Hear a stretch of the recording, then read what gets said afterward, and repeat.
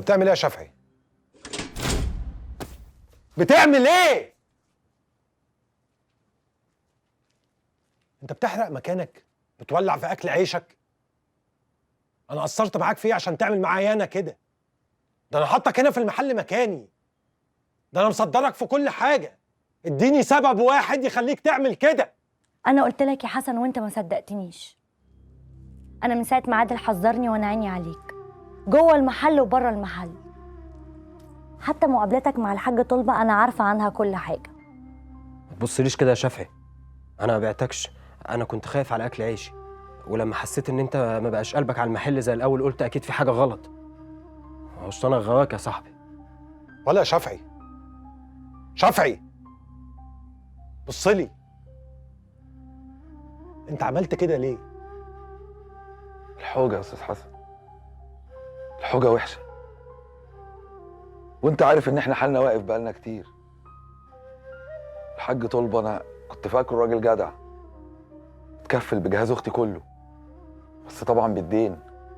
مضاني على 3 وصولات امانة وهددني يحرق المحل واخون الناس اللي مأمناني يتحبس.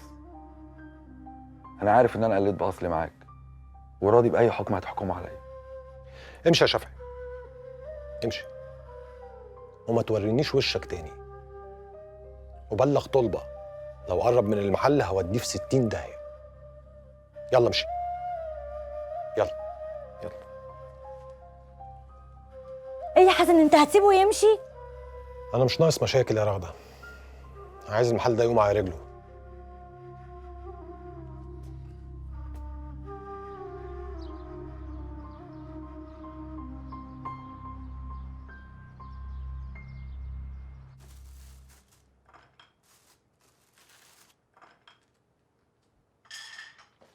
صباح الخير. صباح الخير. انا نازل، عايزه مني حاجه قبل ما انزل؟ هو ايه اللي حصل خلاك تنزل بسرعه قوي كده امبارح؟ في حاجه؟ لا دي حاجه مش مهمه، ما تشغليش بالك. المهم عايزه حاجه؟ ايه اخبار الفلوس اللي احنا جمعناها؟ جمعنا مبلغ كويس بس لسه ما يغطيش المبلغ المطلوب. طب استنى، المهله طيب قدامها قد ايه؟ هيبان يا دنيا، هيبان. ايوه هيبان امتى؟ النهارده كل حاجه هتبان، سواء خير او شر. المهم ان كله بيخلص.